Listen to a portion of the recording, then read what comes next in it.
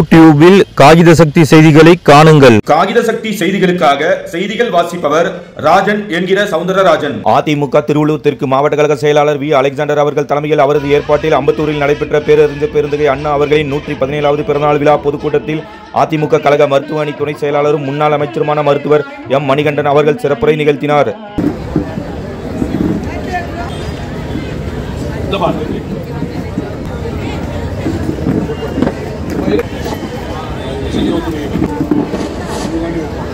மாண்புமிகு தமிழ்நாடு முன்னாள் முதலமைச்சர், தமிழ்நாடு என்ற பெயருக்கு சொந்தக்காரர், காஞ்சி கண்டெடுத்த அருந்த முதல்வர், எங்களது நெசவு நேசன் டாக்டர் பேரறிஞர் அண்ணா அவர்களின் 117வது பிறந்தநாளை முன்னிட்டு இந்த நிகழ்ச்சிக்கு சிறப்புரையாற்ற வருகை தந்திருக்கும் மாண்புமிகு புரட்சி தமிழர் டாக்டர் எடப்பாடி அவர்களின் போர்படி தளபதியும், தமிழகத்துடைய முன்னாள் அமைச்சர், கழகத்துடைய அமைப்பு செயலாளர், மருத்துவமனை துணை செயலாளர் என் அன்பு சகோதரர் திரு டாக்டர் எம். மணிகண்டன் அவர்களுக்கு சென்னை மாநகர போக்குவரத்து கழக அண்ணா அதிமுக சார்பும், அம்பத்தூர் பகுதி எம்ஜிஆர் மன்றத்தை சார்பும் அண்ணா அவர்கள் இந்த சாலை அளிக்கிறேன்.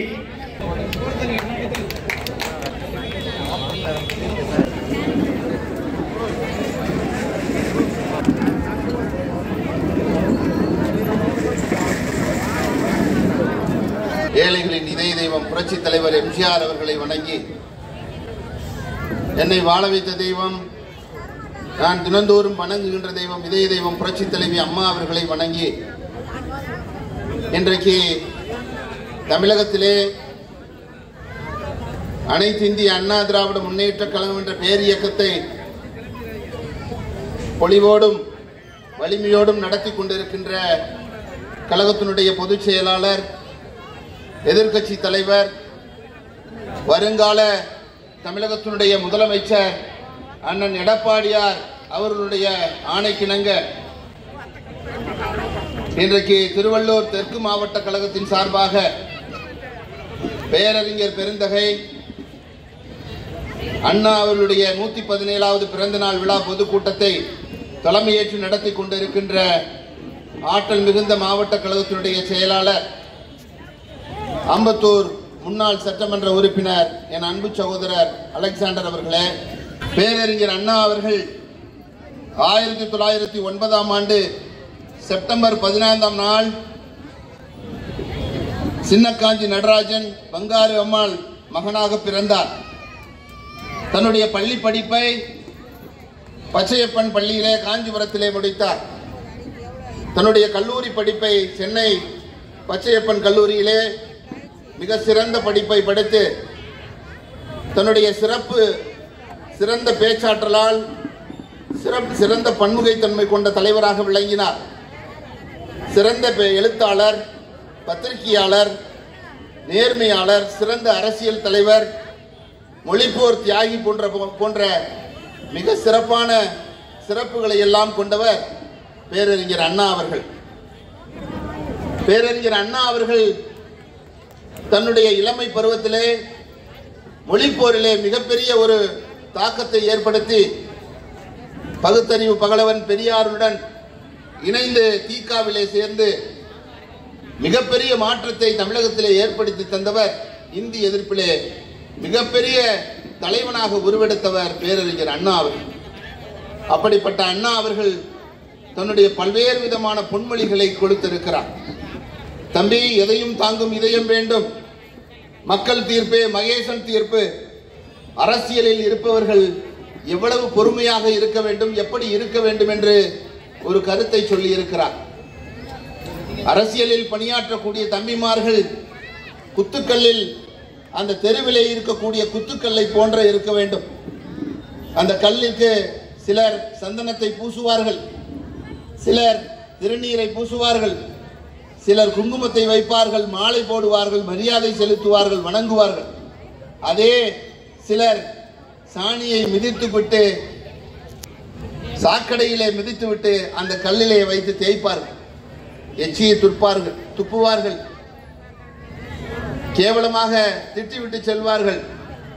இப்படி பல்வேறு விதமான அவமானங்களையும் மோசமான விஷயங்களையும் செய்யக்கூடியவர்கள் அரசியலில் இருப்பதை பொறுமையாக அந்த குத்துக்கல்லை தெருவிலே இருக்கக்கூடிய குத்துக்கல்லை போன்று அரசியலில் இருப்பவர்கள் இருக்க வேண்டும் என்று பேரறிஞர் அண்ணா அவர்கள் சொல்லி இருக்கிறார்.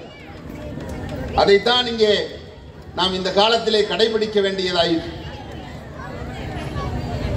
பேரறிஞர் அண்ணா அவர்கள் ஒரு விஷயத்தை சொல்லி இருக்கிறார். எப்படி என்றால், செருப்பு தைக்கும் தொழிலாளியினுடைய மகனாக பிறந்து அமெரிக்க ஜனாதிபதியான ஆபிரகாம் லிங்கன் சொன்னார்,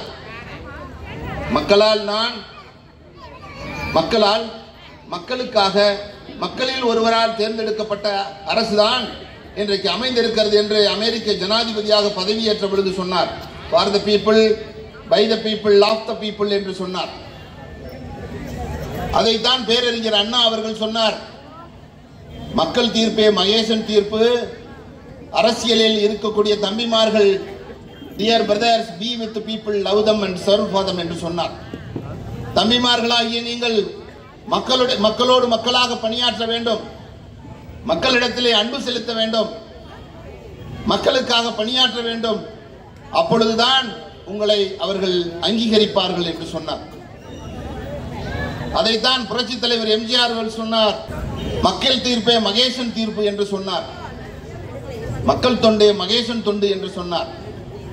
மக்களை தவிர அவருக்கு வேறு யாரையும் தெரியாது புரட்சி தலைவர் எம்ஜிஆர் அவர்கள்.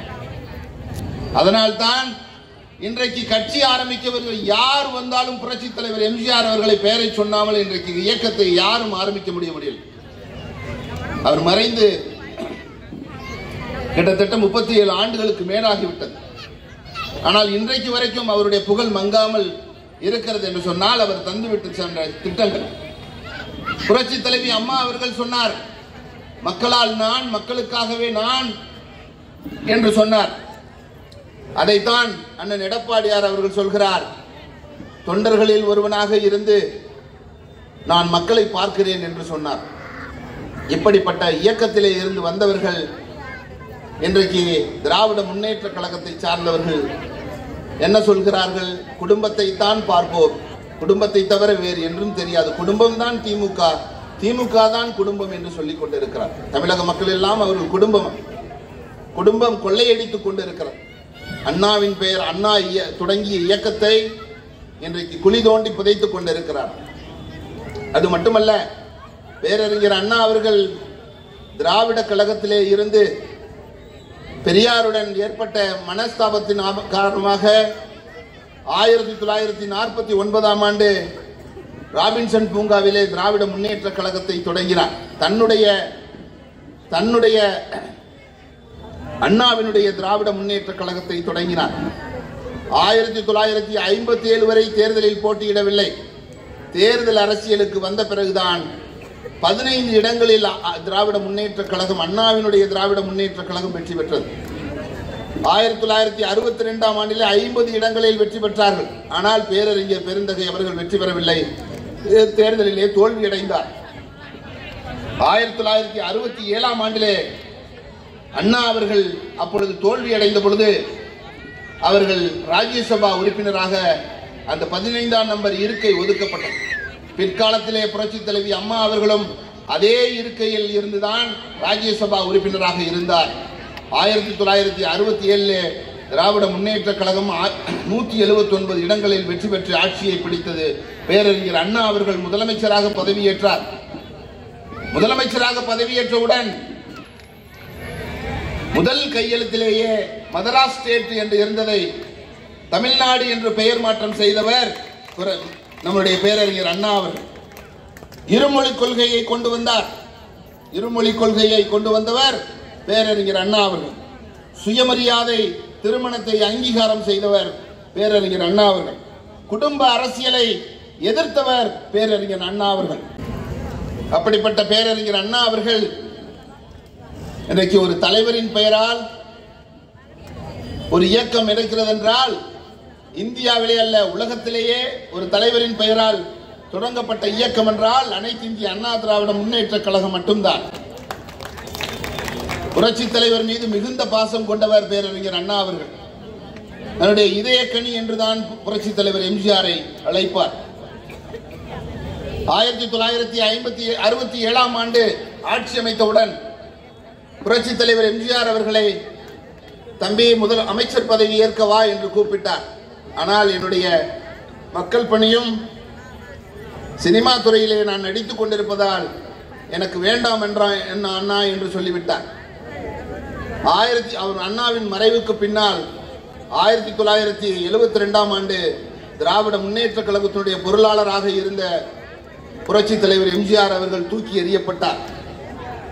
எம்ஜிஆர் உயிரோடு இருக்கும் வரை 1977ஆம் ஆண்டு இயக்கத்திலே தமிழகத்திலே மிகப்பெரிய வெற்றியை பெற்று 3 முறை முதலமைச்சராக இருந்தவர் நம்முடைய புரட்சி தலைவர் எம்ஜிஆர் அவர்கள்.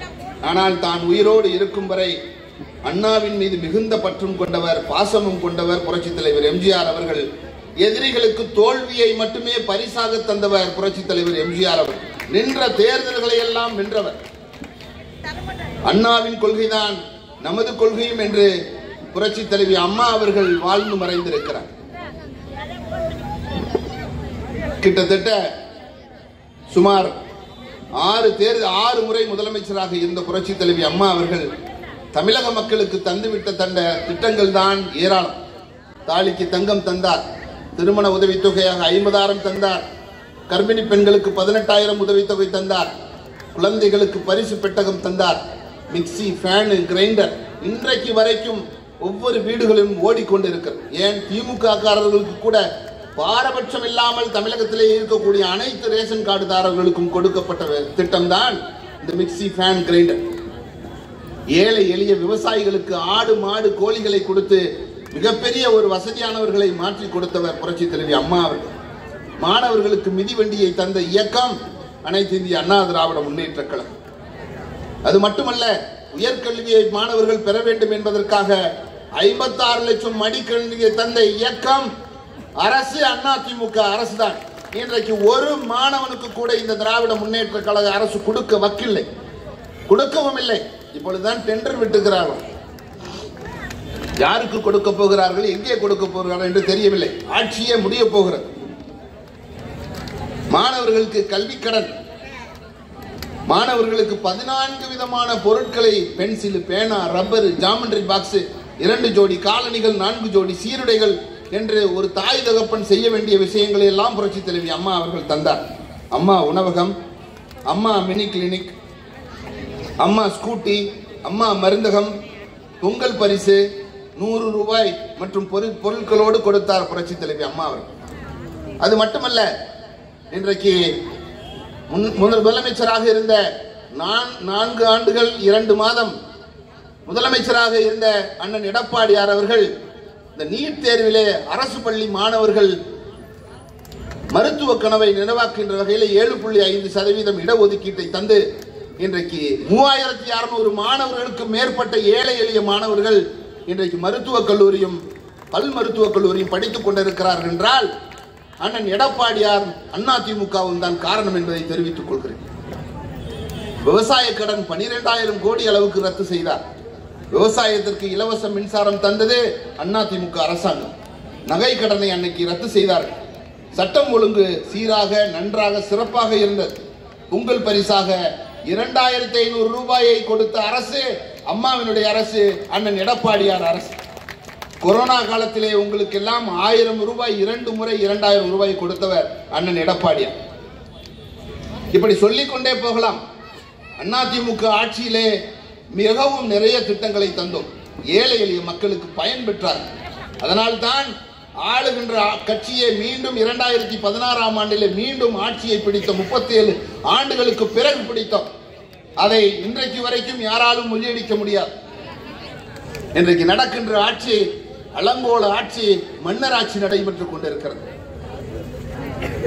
நம்ப வைத்து மக்களை மோசடி செய்திருக்கிறார். தகப்பனும் மகனும் நம்மை எல்லாம் முட்டாளாக்கி இருக்கிறார். மன்னராட்சி நடந்த, குடும்ப ஆட்சி நடந்த எந்தெந்த அரசாங்கங்கள் எல்லாம் இன்றைக்கு துரத்தப்பட்டிருக்கிறது என்றால் நீங்கள் எடுத்து பார்த்துக் கொள்ளுங்கள். பக்கத்திலே இருக்கக்கூடிய இலங்கையிலே ஒரு குடும்ப ஆட்சி நடந்தது. ராஜபக்சே குடும்ப ஆட்சி நடந்தது. எப்படி மக்களால் புரட்சி செய்யப்பட்டு துரத்தி அடிக்கப்பட்டது. இப்பொழுது கூட நேபாளத்திலே குடும்ப ஆட்சி செய்ததன் விளைவாகத்தான் அங்கே இருக்க பிரதமர் அனைவரும் அடித்து துரத்தப்பட்டு வீடுகள் எல்லாம் எரிக்கப்பட்டது. மக்கள் புரட்சி வெடிக்கவிருக்கிறது. உங்களை அதையெல்லாம் செய்ய சொல்லவில்லை. நீங்கள் வருகின்ற தேர்தலில் உங்களுடைய சின்னங்களை, உங்களுடைய ஓட்டுக்களை, உங்களுடைய வாக்குகளை நீங்கள் எல்லோரும் சிந்தித்து பார்த்து வாக்களியுங்கள். அதிமுக என்பது ஏழை எளிய மக்களுக்காக, பள்ளத்திலே கிடக்கக்கூடிய அடித்தட்டு மக்களுக்காக கைதூக்க விடக்கூடிய அரசுதான் அதிமுக இயக்கம். இந்த இயக்கத்தை நீங்கள் எப்பொழுதும் ஏழை எளிய மக்களுக்காக புரட்சித் தலைவர் எம்ஜிஆர் அவர்கள் தொடங்கினார். அதைத்தான் நீங்கள் சிந்தித்து பார்க்க வேண்டும். இவர்கள் பாருங்கள், பெட்டி வைத்து ஆட்சி இல்லாத போது, எதிர்க்கட்சியாக இருக்கும் பொழுது பெட்டியை வைத்து ஒரு பூட்டு போட்டு அதிலே மனுவை வாங்கி போட்டார். அந்த மனுக்கள் எல்லாம் எங்கே என்று தெரியவில்லை. பெட்டி காணாமல் போய்விட்டது, இல்லை சாவி தொலைந்து விட்டது என்று சொல்கிறார் இந்த ஸ்டாலின் அவர்கள். இப்பொழுது கூட கையெழுத்து இயக்கம் சொல்லி நீட் தேர்வை ரத்து செய்வதற்கு 1 கோடி பேரை கையெழுத்து வாங்கி சேலம் மாநாட்டிலே குப்பையிலே போட்டு விட்டார். இப்பொழுது கூட நம்முடைய மாவட்ட கழக செயலாளர் அவர்கள் சொன்னாரே, திருப்புவனத்திலே, மதுரை சிவகங்கை மாவட்டத்திலே திருப்புவனத்திலே வைகை ஆற்றிலே மனுவை உங்களுடன் ஸ்டாலின் என்று சொல்லி மனுவை வாங்கி தண்ணீரிலே மிதக்க விட்டிருக்கிறார். இவர்கள் லட்சணம் இதுதான். இப்படிப்பட்ட ஒரு கேடுகட்ட ஆட்சியை நடத்தி கொண்டிருக்கின்ற ஸ்டாலின் அவர்கள் வெகு விரைவில், தகப்பனும் மகனும் வெகு விரைவில் வீட்டுக்கு செல்லக்கூடிய காலம் வரும். அதே போல இந்த வருகின்ற தேர்தலில் டோக்கன் கொடுத்து எப்படி மனு வாங்கி பெட்டி வைத்து மனு வாங்கினார்களோ, எப்படி கையெழுத்து வாங்கினார்களோ, அதே போல இந்த தேர்தலில் டோக்கன் கொடுக்க போகிறார்களாம். எல்லா மக்களும் வாக்களிப்பதற்கு டோக்கன் கொடுக்க போகிறார்களாம். எச்சரிக்கையாக இருங்கள். டோக்கன் கொடுத்தவர்கள் எல்லாம் எப்படி ஏமாற்றினார்கள் என்று ஆர்கே நகரிலே தெரியும் உங்களுக்கு. இதையெல்லாம் சிந்தித்து பாருங்கள். அது மட்டுமல்ல, இன்றைக்கு தமிழக மக்களை எவ்வாறெல்லாம் வாட்டி வதைத்துக் கொண்டிருக்கின்ற இந்த அரசு சொத்து வரியை 150% உயர்த்தி இருக்கிறார். மின்சார கட்டணத்தை 200% அவருக்கு உயர்த்தி இருக்கிறார். ஒவ்வொருவரும் சொத்து வரி கட்டும் பொழுதும் மின்சார கட்டணத்தை கட்டும் பொழுதும் வயிறு எரிகிறது. நாம் சம்பாதிக்கக்கூடிய சேமிப்புகள் எல்லாம் இவர்களுக்கு கொடுக்க வேண்டி இருக்கிறதே என்று, அரசாங்கத்துக்கு கட்ட வேண்டி இருக்கிறதே என்று வயிறு எறிந்து நடுத்தர மக்களும் ஏழை எளிய மக்களும் இன்றைக்கு கொதித்துக் கொண்டிருக்கிறார். ஏழைகளின் கண்ணீர் ஒரு கூர்மையான வாளை விட மோசமானது என்பதை நீங்கள் சிந்தித்து பாருங்கள். அதைத்தான் திருவள்ளுவர் சொன்னார். வேலோடு நின்றான் கொடு என்ற போதிலும் கோலோடு நின்றான் இரவு என்று சொல்லுவார் வள்ளுவர். அப்படி என்றால் முறை தவறி வரி வசூல் செய்கின்ற அரசன் இருட்டிலே தடி கொண்டு கொள்ளையடிக்கும் திருடனுக்கு சமமாவான் என்பது வள்ளுவரின் வாக்கு. அந்த வகையிலே தான் இந்த ஆட்சி மக்களை கொள்ளையடித்துக் கொண்டிருக்கிறது. இந்த கொள்ளைக்கார கூட்டத்தை வேரடி மண்ணோடும் வீட்டுக்கு அனுப்ப வேண்டும். நீட் தேர்வை ரத்து செய்வேன் என்று சொன்னீர்களே, ரத்து செய்தீர்களா? முதல் கையெழுத்திலே கிழிப்போம் என்று சொன்னீர்களே, எங்கே? நகை கடன் ரத்து என்று சொல்லி எங்க அப்பா முதலமைச்சரானவுடன் உடனடியாக முதல் கையெழுத்திலே நகை கடன் ரத்து செய்வேன் என்று சொல்லி தாய் கழுத்தில் கிடக்கிறது, காதில் கிடக்கிறதெல்லாம் கொண்டு போய் அடகு வைத்தார்கள். ஏழை எளிய மக்கள் வாக்குகளையும் வாங்கி கொண்டு அவர்கள் பணத்தையும் நகையும் அடகு வைத்து இன்றைக்கு மோசமான நிலைமைக்கு அவர்களை தள்ளிவிட்டார். 47 லட்சம் பேர் தமிழ்நாட்டிலே நகை கடனை வைத்தார். அப்பொழுது தகுதியானவர்களுக்குத்தான் கொடுப்போம் என்று ஆட்சிக்கு வந்த பிறகு வெறும் 12 லட்சம் பேருக்கு கொடுத்து விட்டு மீதி 35 லட்சம் பேர் வாயிலே மண்ணெளி போட்டு விட்டார். இப்படிப்பட்ட ஒரு கேடுகட்ட அரசாங்கம், மோசடிக்கார அரசாங்கம் நடந்து கொண்டிருக்கிறது. இது மட்டுமல்ல, 1000 ரூபாய் நாங்கள் எப்படி மிக்சி, ஃபேன், கிரைண்டர் கொடுத்தோம். 2500 ரூபாய் ஒவ்வொரு ரேஷன் கார்டுதாரருக்கும் கொடுத்தோம். கொரோனா காலத்திலே 1000 ரூபாய் எல்லாருக்கும் கொடுத்தோம். ஆனால் இன்றைக்கு திராவிட முன்னேற்ற கழகம் எல்லாருக்கும் இல்லத்தரசிகளுக்கு 1000 ரூபாய் கொடுப்பேன் என்று சொன்னார்கள். கொடுக்கவில்லை. எடப்பாடியார் கண்டன ஆர்ப்பாட்டங்களை தமிழகம் முழுவதும் நடத்தினார். எல்லோரும் கத்தினோம். நம்முடைய மாவட்ட கழகத்தினுடைய செயலாளர் இங்கே கூட்டம் போட்டு கத்தினார். ஆனால் 28 மாதம் கழித்து 1 கோடி பேர் தான் தகுதியானவர் என்று கொடுத்தார்கள். அப்ப அந்த 28 மாசத்துக்கும் 28,000 கொடுக்கணும். இன்னும் 1 கோடியே 10 லட்சம் பேருக்கு கொடுக்கணும். அப்படி என்றால் இந்த அரசாங்கம் எப்படிப்பட்ட ஒரு மோசடிக்காரர்களை பெற்ற அரசாங்கம் என்று நீங்கள் சிந்தித்து பார்க்க வேண்டும். பெட்ரோல் டீசல் விலையிலே 3 ரூபாய் 4 ரூபாய் குறைப்போம் என்று சொன்னாங்க. குறைத்தார்களா? மோடி பிரதமராக ஆன பிறகு 10 ரூபாய் அளவுக்கு குறைத்தார். ஒரு சிலிண்டருக்கு 100 ரூபாய் மானியம் தருவோம் என்று சொன்னார்கள். தந்தார்களா? இன்றைக்கு வரைக்கும் தரவில்லை. அரசு ஊழியர்களை பழைய ஓய்வூதிய திட்டத்தை உங்களுக்கு நாங்கள் கொண்டு வருவோம் என்று சொல்லி போராட்ட களத்திலே பொய்யான வாக்குறுதியை கொடுத்து விட்டு வந்தார் இந்த ஸ்டாலின் அவர்கள். கொடுத்தார்களா? அவர்களை ஏமாற்றி விட்டீர்கள். எப்படி ஏமாற்றி இருக்கிறார்கள்? அரசு ஊழியராக இருந்தால் 2003க்கு முன்னால் வேலைக்கு சேர்ந்தவர்கள் ப்ராவிடென்ட் ஃபண்ட் என்று சொல்வார்கள், PF கொடுப்பாங்க. அதற்கு பின்னால் அரசாங்கத்திலே வேலைக்கு சேர்ந்தவர்களுக்கு CPF, சென்ட்ரல் ப்ராவிடென்ட் ஃபண்ட் என்று சொல்வார். இந்த 2 திட்டம் தான். PF என்பது உங்களுடைய சம்பளத்தில் பிடிக்கக்கூடிய பிடித்தத்தில் எப்பொழுது வேணாலும் 50% நீங்க கடனாக பெற்றுக் கொள்ளலாம். ஆனால் 2003ஆம் ஆண்டிற்கு அப்புறம் சேர்ந்தவர்களுக்கு CPF மட்டும்தான், உங்களுக்கு பென்ஷனும் கிடையாது. இந்த CPF பிடிப்பதில் அந்த ஃபண்டை உங்க சம்பளத்திலிருந்து பிடிப்பதை அவர்கள் நீங்கள் ரிட்டையர்ட் ஆகும் பொழுது, ஒரு அரசு ஊழியர் ரிட்டையர்ட் ஆகிறார் என்றால் 50 லட்சம் அவருக்கு கொடுக்க வேண்டும் என்றால் 50 லட்சம் அவர் சம்பளத்திலே பிடித்திருக்கிறார்கள் என்றால் அரசாங்கத்தினுடைய பங்களிப்பு 50 லட்சம் போட்டு 1 கோடி ரூபாயா கொடுத்து விடுவார். அவ்வளவுதான், அவரது பணி முடிந்து விட்டது. இதை இந்த CPF பிடிக்கக்கூடிய பணத்தை எல்லாம் இந்த மோசடி அரசாங்கம் என்ன செய்திருக்கிறது என்றால், அந்த அரசு ஊழியர் பணத்தை எல்லாம் எடுத்து இன்றைக்கு ஷேர் மார்க்கெட்டிலே போய் இன்வெஸ்ட் பண்ணியிருக்காங்க. ஷேர் மார்க்கெட்டிலே கொண்டு இன்வெஸ்ட் பண்ணி அந்த பணத்தை எல்லாம் அரசாங்கம் கொள்ளையடித்துக் கொண்டிருக்கிறது. இவர்கள் எடுத்து அவ்வளவும் திமுக காரர்கள் எல்லாத்திலுமே ஊழல் செய்து கொண்டு கொள்ளையடிப்பதற்கு இப்படி உபயோகப்படுத்திக் கொண்டிருக்கிறார். எனவே அரசு ஊழியர்கள் யாரும் வாக்களிக்க தயாராக இல்லை. 8% அளவிற்கு வாக்காளர் அரசு ஊழியர்கள் எல்லோரும் அதிமுகவுக்கு வாக்களிக்க தயாராகிவிட்டார்கள். எனவே வருகின்ற அரசாங்கம், அதிமுகவின் அரசாங்கம், அண்ணன் எடப்பாடியாருடைய அரசாங்கம் உங்களுடைய கோரிக்கைகள் எல்லாம் நிறைவேற்றி கொடுக்கும் என்பதை தெரிவித்துக் கொள்கிறேன். அது மட்டுமல்ல, அரசு மருத்துவர்களுக்கு ஜிஓ 354 பயன்படுத்தி டைம் பவுண்ட் ஸ்கேல் என்று சொல்வார்கள், டைம் பவுண்ட் ப்ரொமோஷன், இதெல்லாம் கொடுக்க வேண்டும். இதெல்லாம் செய்யவில்லை. போராடும் போது வாக்குறுதியை கொடுத்து விட்டு ஏமாற்றி விட்டு சென்று விட்டார். பள்ளிகளுக்கும் நாங்கள் விரிவுபடுத்துகிறோம் என்று விரிவுபடுத்திக் கொண்டிருக்கிறார். உங்களுடைய பித்தலாட்டம் எல்லாம் வெகு விரைவில் முடிவுக்கு வந்துவிடும். சட்டம் ஒழுங்கு சீர்கட்டு கிடக்கிறது. எங்கு பார்த்தாலும் செயினை பறிக்கிறார், எங்கு பார்த்தாலும் கொலை, எங்கு பார்த்தாலும் கொள்ளை, எங்கு பார்த்தாலும் கற்பழிப்பு. குழந்தை முதல் 80 வயது பாட்டி வரை பாதுகாப்பு இல்லாத தமிழகம் இன்றைக்கு நிலவிக் கொண்டிருக்கிறது என்றால், திராவிட முன்னேற்ற கழக ஆட்சி எப்பொழுதெல்லாம் வருகிறதோ சட்டம் ஒழுங்கு சீர்கெட்டுதான் நின்றிருக்கிறது என்பதை தெரிவித்துக் கொள்கிறேன். சிவகங்கையிலே திருப்பவனத்திலே அந்த மடப்புறம் காளி கோயிலே வேலை செய்யக்கூடிய ஒரு அஜித் என்ற காவலாளியை திமுக காரர்களுடைய அழுத்தத்தின் காரணமாக அவரை காவல்துறையை அடித்து கொண்டிருக்கிறது. நீதிமன்றமே ஒரு குடிமகனை அரசாங்கமே கொலை செய்திருக்கிறது என்று சொல்லி வருத்தப்பட்டிருக்கிறார். அந்த காவல்துறையே இந்த லட்சணத்தில் இருக்கிறது. அதற்கு தலைமை பொறுப்பு ஏற்று இருக்கக்கூடிய முதலமைச்சர், அம்மா மன்னித்திருங்க அம்மா, வெரி சாரிமா, வெரி சாரிமா, போன உயிர் திரும்பி வந்துருமா, நீ உன் பதவியை ராஜினாமா பண்ணியிருந்தா உன்னுடைய நல்ல முதலமைச்சர் என்று உன்னை சொல்லி இருப்போம். நீ என்ன துறையை வைத்துக் கொண்டிருக்கிறாய்? ஒரு பொம்மையை வைத்துக் கொண்டு முதலமைச்சராக வைத்துக் கொண்டிருக்கிறார். போதைப் பொருள் கடத்தல், எங்கு பார்த்தாலும் போதைப் பொருள் கடத்தல்.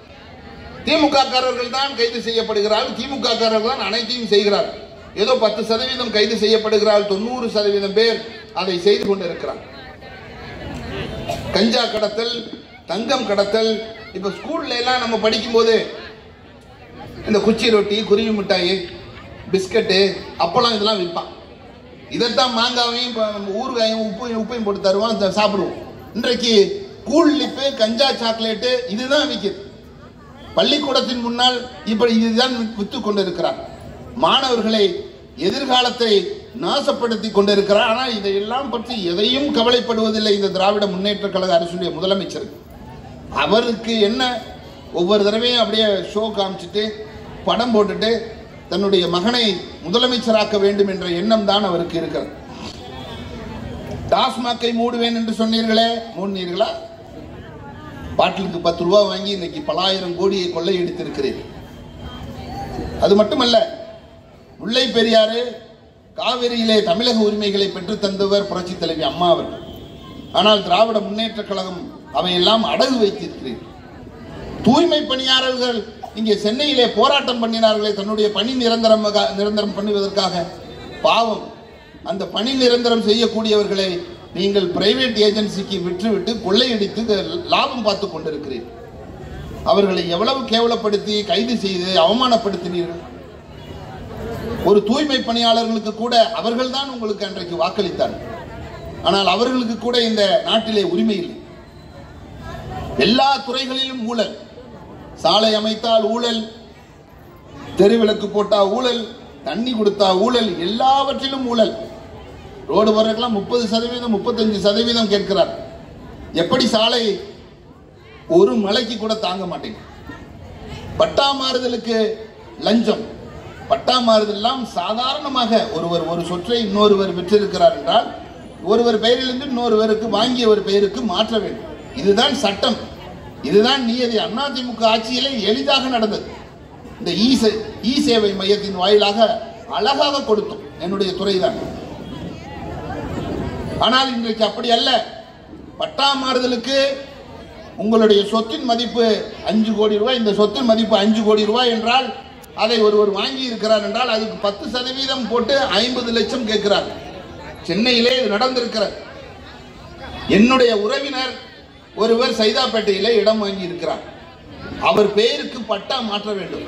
இந்த கேடுகட்ட அரசாங்கத்திலே இருக்கக்கூடிய அதிகாரிகள், கேடுகட்ட அரசாங்கத்தினுடைய நிர்வாகிகள், கேடுகட்ட அனைத்து விதமான நிர்வாகிகள் எல்லோரும் நான் எடுத்து சொல்கிறேன். அந்த இடத்திற்கு 5 கோடி ரூபாய் மதிப்பு போட்டு 50 லட்சம் கொடுத்துருங்க, நாங்க பட்டா தந்துடுறோம். என்னடா அது? யாருடைய சொத்துக்கு யாரு விலை நிர்ணயம் செய்வது? இப்படிப்பட்ட ஒரு கேடுகட்ட ஆட்சி தான் இங்கே நடைபெற்றுக் கொண்டிருக்கிறது. பத்திரப்பதிவு துறையிலே ஊழல். என்ன பதிஞ்சாலும் சரி 1 கோடிக்கு 60,000 லஞ்சம் கொடுத்தே ஆகணும். அது மட்டுமல்ல, ஆம்ஸ்ட்ராங் என்பவர் ஒரு இந்த பகுதியிலே ரொம்ப முக்கியமானவர். அவரை கொலை செய்து விட்டார். உண்மையான கொலையாளியை கைது செய்யவில்லை. யாரையோ பிடிச்சு கைது செய்து, ஜெயிலில் இருக்கிறவரையெல்லாம் பிடிச்சு கைது செய்து என்கவுண்டர் பண்ணி முடிச்சிட்டாங்க. ஆனால் உண்மை குற்றவாளி வெளியிலே தான் இருக்கிறான். அதிமுக ஆட்சி அமைந்தவுடன் அவர் உறுதியாக கைது செய்யப்படுவார். திராவிட முன்னேற்ற கழகத்திலே தான் அவர் இருக்கிறார், உண்மையாக கைது செய்யப்படுவார். இலங்கையிலே போர் நடந்த பொழுது 1.5 லட்சம் தமிழர்களை கொலைபாதக செய்ததற்கு துணை போனவர்கள் திமுகவும் காங்கிரஸ். அது மட்டுமல்ல, கச்சத்தீவு பிரச்சனை. எங்கள் பகுதியிலே மக்கள், மீனவ மக்கள் எல்லாம் மிகுந்த மனவேதனையோடு இருக்கிறார். எங்கள் ஜெயிலில் மட்டுமே சுமார் 80 பேருக்கு மேலவுக்கு இருக்கிறார். நாங்கள் எல்லாம் போய் அவர்களை பார்த்து செய்ய வேண்டிய உதவிகளை எல்லாம் செய்து கொண்டே இருக்கிறோம். இப்பொழுது கூட 8 பேர் விடுதலை ஆகியிருக்கிறார். கச்சத்தீவை அன்றைக்கு 1974ஆம் ஆண்டிலே தாரை வார்த்ததன் விளைவாக இன்றைக்கு தமிழகத்திலே இருக்கக்கூடிய, தென் தமிழகத்திலே இருக்கக்கூடிய மீனவ மக்கள் எல்லாம் பாதிக்கப்பட்டுக் கொண்டிருக்கிறார். இலங்கை மீனவர்கள் தினமும் சுடுகிறார், தினமும் அடிக்கிறான், தினமும் அவர்களை கைது செய்து கொண்டிருக்கிறார். இப்படிப்பட்ட, ஆனால் இந்தியாவிலே எங்கே மீனவர்கள் கைது செய்யப்பட்டாலும் உடனடியாக விடுதலை செய்யப்படுகிறார்கள். எந்த விதமான பிரச்சனையும் இல்லை. குஜராத் மீனவர்கள் பாகிஸ்தானிலே போய் மீன் பிடிக்கிறார்கள். பாகிஸ்தானிலே உள்ளவர்கள் குஜராத் பகுதியில் வந்து மீன் பிடிக்கிறார்கள். மகாராஷ்டிராவிலே இருக்கிறது. கேரளாவிலே உள்ளவர்கள் எல்லா மாநிலங்களும் போய் மீன் பிடிக்கிறார்கள். ஆனால் தமிழ்நாட்டிலே இருப்பவன் இலங்கையிலே போய், இலங்கை பகுதிக்கு அந்த LOC என்று சொல்லக்கூடிய கச்சத்தீவு நமது பகுதி. ராமநாதபுரம் மகாராஜா அவர்களுக்கு வலையை உலர்த்தி கொள்வதற்கும் மீன் பிடிப்பதற்கும் நம்முடைய மீனவர்களுக்கு கொடுத்தது. ஆனால் இவர்கள், முதலமைச்சராக இருந்த கருணாநிதியும் அன்றைக்கு பாரத பிரதமராக இருந்த இந்திரா காந்தியும் கச்சத்தீவை கொடுத்து விட்டார். ஆனால் பாரத பிரதமர் அவர்கள் ஒரு முயற்சி செய்து, எப்படியாவது கச்சத்தீவை நீங்கள் மீட்டெடுத்தால்தான் மிகப்பெரிய ஒரு மீனவ பிரச்சனைகள் எல்லாம் ஒரு முடிவு கட்டப்படும் என்பதை உங்களிடத்தில் கேட்டுக்கொள்கிறேன்.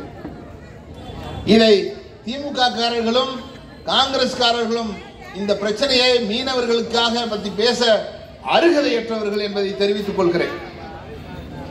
அது மட்டுமல்ல, இந்த மழைக்காலங்களில் சென்னையிலே ரூபாய் 4000 கோடி அளவுக்கு மழை நீர் வடிகால் திட்டம் நாங்கள் கொண்டு வந்திருக்கிறோம். மழை நீர் உடனடியாக நிற்காது என்று சொன்னார்கள். போன தடவை மழை பெஞ்சதுக்கு பல்ல இழிச்சிருச்சு, எங்கே எல்லா இடத்துலையும் தண்ணி. இந்த இப்போ வரப்போகுது மழைக்காலம், மழைக்காலம் வரப்போகிறது, எல்லா இடத்திலையும் தண்ணி நிற்க. இவர்கள் வேலையே பார்க்கவில்லை, எல்லா பணத்தையும் கொள்ளையடித்து விட்டார்கள், இன்னும் கொள்ளையடித்துக் கொண்டிருக்கிறார். எனவே இவர்கள் நிரந்தரமாக இவர்கள் வீட்டுக்கு அனுப்பப்பட வேண்டும். இவர்களை எப்பொழுதுமே எதிர்க்கட்சியாக வைத்திருந்தால் தான் தமிழ்நாட்டுக்கு நல்லது என்பதை தெரிவித்துக் கொள்கிறேன். அதே போல பொங்கல் பரிசு என்று ஒன்று கொடுத்தார். அந்த பொங்கல் பரிசு 2022ஆம் ஆண்டு கொடுத்தார். 21ஆம் ஆண்டு நம்ம 2500 ரூபாய் கொடுத்தோம். 7 விதமான பொருட்களை, தகுதியான பொருட்களை, தரமான பொருட்களை மக்களுக்கு கொடுத்தோம். ஒரு குறையும் சொல்லல. ஆனால் இவர்கள் பணமும் கொடுக்கவில்லை. அழுகி போன பருத்தி கொட்டை, புண்ணாக்கு, அழுகுகின்ற சர்க்கரை, ஒழுகின்ற சர்க்கரை, இதையெல்லாம் கொடுத்து, கெட்டுப்போன பொருட்களை எல்லாம் கொடுத்து மக்களை ஏமாற்றினார். அதிலே 500 கோடியை கொள்ளையடித்திருக்கிறார். அழுகி போன சர்க்கரையை கொடுப்பதற்கு ஒரு மந்திரி சக்கரபாணி, இவர் எல்லாம் ஒரு உணவுத்துறை அமைச்சர். வெட்கக்கேடு, கேவலத்திலும் கேவலம். அதிமுக ஆட்சியிலே 11 மருத்துவக் கல்லூரியை தந்தோம், 6 சட்டக் கல்லூரியை தந்தோம். கேடுகட்ட முதலமைச்சரே, கேடுகட்ட இந்த ஆட்சியை நடத்தி கொண்டிருக்கின்ற ஸ்டாலின் அவர்களே, நீங்கள் ஒரே ஒரு மருத்துவக் கல்லூரியை இந்த அரசு வக்கு இருக்கிறதா கொண்டு வருவதற்கு? ஒரு சட்டக் கல்லூரியை கொண்டு வந்திருக்கிறீர்களா? அண்ணா காலத்தில் இருந்தே எம்எல்ஏவாக இருக்கக்கூடிய துரைமுருகன் அவர்கள் அமைச்சராக இருக்கிறார். இன்றைக்கு சட்டத்துறை அமைச்சர் அவர்தான். ஆனால் ஒரு சட்டக் கல்லூரியை கூட கொண்டு வரவில்லை. கனிம வளத்துறையிலே எப்படி கொள்ளையடிக்க வேண்டும் என்று சொல்லித்தான் அவர்களுடைய திட்டமெல்லாம் தெரிகிறதே தவிர மாணவர்கள் கஷ்டப்படுகிறார்கள். நாங்கள் எல்லாம் ராமநாதபுரத்திலே மருத்துவக் கல்லூரி இல்லை இல்லை கொடுங்கள், தேர்தல் நேரத்திலே மக்களிடத்திலே வாக்குறுதியை கொடுத்து விட்டோம். கட்டாய மருத்துவக் கல்லூரியை நான் கொண்டு வருவேன் என்று சொல்லி உடனடியாக கடிதத்தை கொடுத்தோம். உடனடியாக அறிவித்து விட்டார். ராமநாதபுரம் பின்தங்கிய மாவட்டம், உடனடியாக அவருக்கு கொடுங்கள், உடனடியாக அறிவித்தார். 11 மருத்துவக் கல்லூரி வந்த பொழுது முதல் கல்லூரியாக பிரதமர் அவர்கள் ஆஸ்பிரேஷனல் டிஸ்ட்ரிக்ட் என்று சொல்லக்கூடிய விருதுநகருக்கும் ராமநாதபுரத்துக்கும் 2019ஆம் ஆண்டு ஜனவரியிலே நம்முடைய பாரத பிரதமர் அவர்கள் மதுரையிலே வைத்து அறிவித்தார். அப்படி 11 மருத்துவக் கல்லூரியை போராடி ஒவ்வொன்றையும் பெற்றிருக்கிறோம். ஆனால் இன்றைக்கு திராவிட முன்னேற்ற கழக அரசு எதையுமே செய்யவில்லை. இவர் 200 தொகுதிகளை வெற்றி பெறுவோம் என்று இருமாப்புடன் சொல்லிக் கொண்டிருக்கிறார். எப்படி ஜெயிப்பீங்க நீங்க? எந்த மக்களிடத்திலேயாவது எங்கேயாவது போய் யாராவது, எல்லா சமுதாய மக்களிடத்திலும் கேளுங்கள். இவர் இல்லை அவர் இல்லை, எந்த சமுதாய மக்களும் எங்கே போனாலும் சரி, இந்த ஆட்சியை தயவு செய்து சீக்கிரம் வீட்டுக்கு அனுப்புங்க, சீக்கிரம் நீங்க தேர்தலில் வந்து நின்று எப்படியாவது வாக்குகளை பெற்று வெற்றி பெறுங்கள், நாங்கெல்லாம் ஓட்டு போட அதிமுக தயாராக இருக்கிறோம், தயவு செய்து இவர்களை, இந்த கேடுகட்ட ஆட்சியை ஒழிய வேண்டும், ஒளிய நிரந்தரமாக ஒளிந்து விட வேண்டும் என்று சொல்லித்தான் மக்கள் புலம்பிக் கொண்டிருக்கிறார். அப்படிப்பட்ட இந்த கேடுகட்ட ஆட்சியை வெகு விரைவில் வீட்டுக்கு அனுப்ப வேண்டும் என்றால் நீங்கள் தான் சிந்தித்து பார்க்க வேண்டும். சாக்ரட்டிஸ் சொன்னான், இந்த நாடு அழிவை நோக்கி செல்கிறது என்றால் ஊழல் செய்யும் அதிகாரிகளோ அல்லது அரசியல்வாதிகளால அல்ல, கைகட்டி வேடிக்கை பார்க்கக்கூடிய உங்களை போன்ற நல்ல மனிதர்களால் தான் என்று சொன்னான் சாக்ரட்டிஸ். சிந்தித்து பாருங்கள், கேள்வியை கேளுங்கள், இந்த அரசாங்கத்தை எதிர்த்து கேள்வி கேளுங்கள், இந்த அரசாங்கத்தை எதிர்த்து போராடுங்கள், இந்த அரசாங்கத்தை எதிர்த்து வாக்குகளை செலுத்துங்கள், இரட்டை இலை சின்னத்திலே வாக்குகளை செலுத்துங்கள், அப்பொழுதுதான் இந்த அரசாங்கம் வீட்டுக்கு அனுப்பப்படும், வெற்றியை நோக்கி செய்ய முடியும் என்று சொன்னார் சாக்ரட்டிஸ். அதைத்தான் நானும் இங்கே சொல்கிறேன்.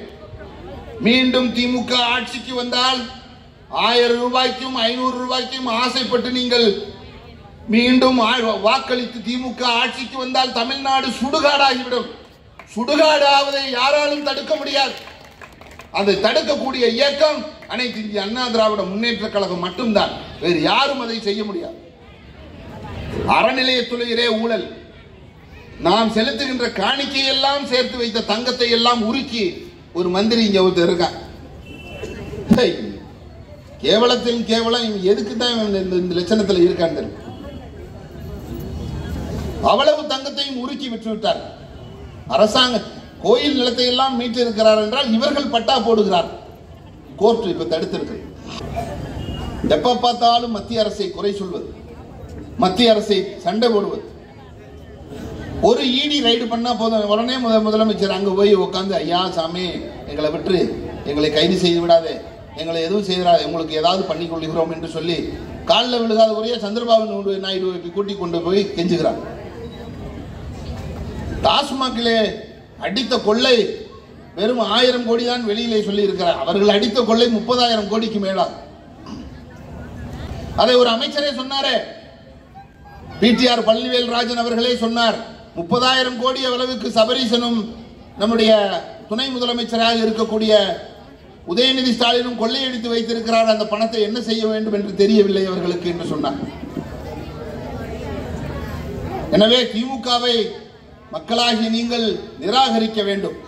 வருகின்ற தேர்தலில் அவர்களை நிராகரிக்க வேண்டும் என்று உங்களை அன்போடு கேட்டுக்கொள்கிறேன். என்ன நாட்டில் நடந்தாலும் சரி, எது நடந்தாலும் சரி, திருமாவளவன் என்பவர் எந்த பேச்சுக்கும் எதற்கும் வாயை திறக்க மாட்டார். அதிமுக பாரதிய ஜனதா கூட்டணி ஏன் அமைந்தது?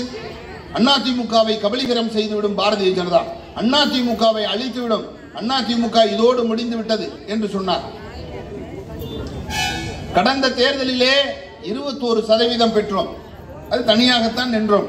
பாரத பிரதமர் வேட்பாளர் யார் என்றே நாம் சொல்லவில்லை. அதோடு நாங்கள் 10 பைசா பணம் கொடுக்கவில்லை மக்களுக்கு. உண்மையா இல்லையா? யாருக்கும் பணம் கொடுக்காமல் வாங்கிய வாக்கு 21%. 10 பைசா செலவில்லாமல் நாங்கள் வாங்கிய ஓட்டு அதிமுக ஓட்டு. உங்களுக்கு அருகதை இருக்கிறதா? காசு கொடுக்காமல் நீங்கள் தைரியம் இருந்தால் நெல்லுங்கள் பார்ப்போம். ஏன் உங்கள் கூட்டணி இத்தனை கட்சியை சேர்ந்து கூட்டணி வச்சு கொண்டு இருக்கிறீர்களே? திருமாவளவன், உங்களுடைய காங்கிரஸ், கம்யூனிஸ்ட் எதையுமே வாயவே திறக்கிறது இல்லை. பத்திரிகையாளர்கள் சவுக்கு சங்கர் ஏதாவது பேசினான்னா, அந்த ஆள் உண்மையை பேசினான்னா பாவம், அவன் வீட்டில் கொண்டு போய் மலத்தையும் சாக்கடையும் கொண்டு போய் கொட்டுகிறான். இது என்ன அரசாங்கம்? இப்படித்தான் பத்திரிகை சுதந்திரம் இருக்கிறதா? அச்சு ஊடகம், காட்சி ஊடகம், அதே போல இந்த அனைத்து ஊடகங்களும் திராவிட முன்னேற்ற கழகத்துக்கு சொம்பு தூக்கி கொண்டிருக்கிறது. தயவு செய்து மக்களுக்காக பணியாற்றுங்கள். எவ்வளவு பிரச்சனைகளை அதிமுக ஆட்சி இருக்கும்போது சொன்னீர்கள். அதிமுக ஆட்சி இருக்கும்போது எவ்வளவு விளம்பரத்தை செய்தீர்கள். எல்லாமே இதை திராவிட முன்னேற்ற கழக ஆட்சியிலே நடப்பதை யாரும் பேசுவதில்லை.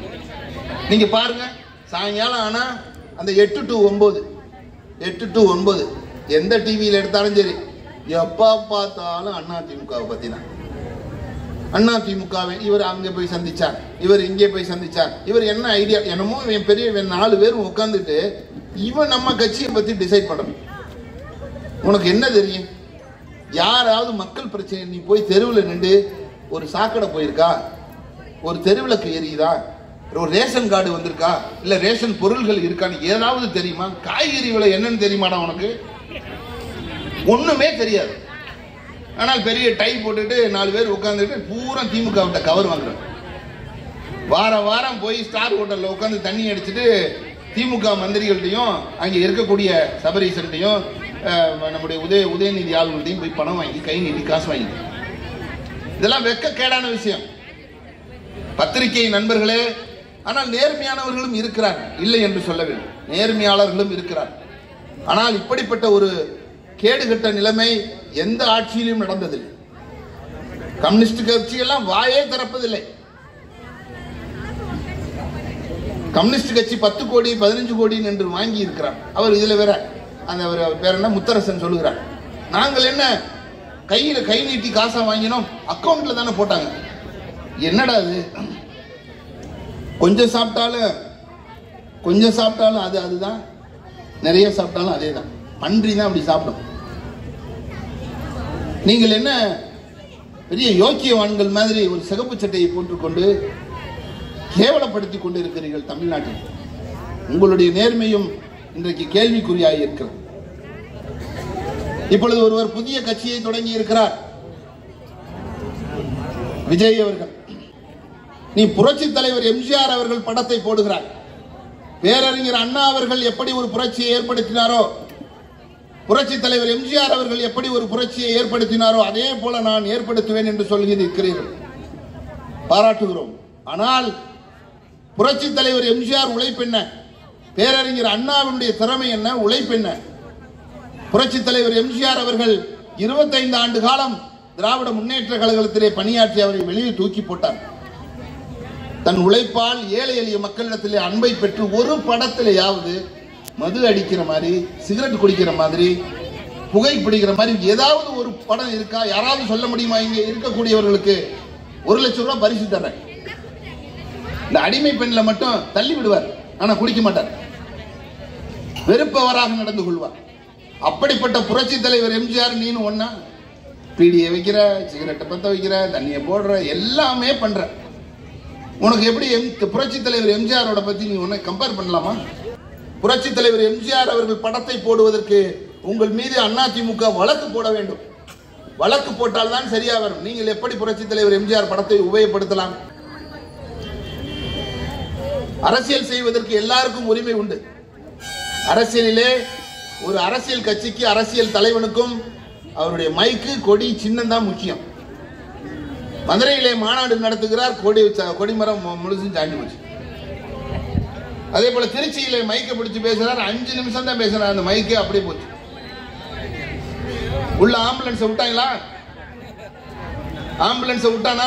அதிமுகவினுடைய மிகப்பெரிய இயக்கம், 6 முறை தமிழகத்தை ஆண்ட இயக்கம்.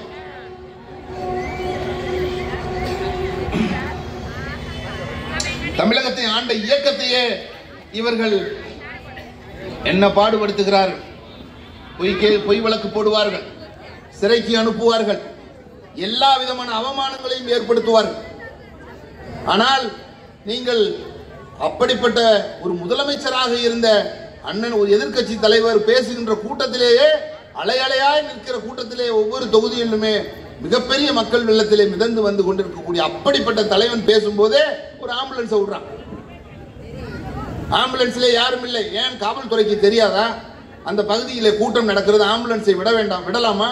ஏன் வேற வழியே இல்லையா? அதை அவங்கள தான் டைவர்ட் பண்ணி அனுப்பணும். அதை செய்யவில்லை, வேண்டுமென்றே உள்ளே அனுப்புறார், தொந்தரவு செய்வார். இதையெல்லாம் அரசியலில் செய்வார்கள். விஜய் இன்னும் கொஞ்சம் கொஞ்சமா பார்ப்பார், இன்னும் கடுமையான விஷயங்களை எல்லாம் பார்ப்பார். இப்ப பிரச்சாரத்தையே ரத்து பண்ணிட்டார். அவர் இப்ப இருக்கக்கூடிய திருமாவளவன் கட்சியையும் இன்னும் இந்த சீமான் கட்சி போன்றவர்கள் எல்லாம் அவர் காலி பண்ணி விடுவார். அவருடைய வாக்குகளை எல்லாம் அவர் பெற்று விடுவார். அதனால் சீமான் கத்துகிறார், துடிக்கிறார், திருமாவளவனும் கொதிக்கிறார். ஏனென்று சொன்னால் அவருடைய வாக்குகள் தான் அவருக்கு போக போகும். எனவே நீங்கள் எல்லோரும் சிந்தித்து பாருங்கள். அது வெற்றி பெற முடியாது. விஜய் அவர்கள் வேண்டுமென்றால், விஜயகாந்த் அவர்களுக்கு கூடாத கூட்டமா? அவர்களுக்கு கூடாத கூட்டமா? முதல் தேர்தலில் 6% வாக்குகளை பெற்றார். அதே போல விஜய் அவர்கள் எந்த தொகுதியிலும் வெற்றி பெற முடியாது. வேண்டுமென்றால் ஒரு 4%, 5%, 6% வாக்குகளை பெறலாம், ஆனால் வெற்றி பெற முடியாது. ஏதேனும் ஒரு நல்ல காரியத்தை செய்யுங்கள். திராவிட முன்னேற்ற கழகத்தை ஆட்சி கட்டிலிருந்து அகற்ற வேண்டும் என்று சொல்லக்கூடிய அனைத்து கட்சிகளையும் ஒன்று சேர்ந்து தமிழகத்திலே போட்டியிட வேண்டும். அந்த கூட்டணியை வேரோடும் வேரடி மண்ணோடும் டெபாசிட் இழக்க செய்ய வேண்டும் என்று உங்களை அன்போடு கேட்டு அனைத்து கட்சிகளும் கேட்டுக்கொள்கிறேன். இப்பொழுது மதுரை மாநகராட்சியிலே மக்கள் வரி பணத்தை வரி வசூல் செய்கின்ற பணத்தை 200 கோடி ரூபாயை கொள்ளையடித்திருக்கிறார். ஒரு பில்டிங் இருக்கிறது என்றால் அதுக்கு வரி போட வேண்டும் என்றால் அந்த கவுன்சிலர், மண்டல தலைவர், அதிகாரிகள் எல்லாரும் சேர்ந்து, மேயர் கணவர், மேயர் முதற்கொண்டு சேர்ந்து அதற்கு வரியை 50,000 வரி போட வேண்டும் என்றால் 20,000 போட்டுவிட்டு 30,000 ரூபாயில இவர்கள் கொள்ளையடித்து விட்டார்.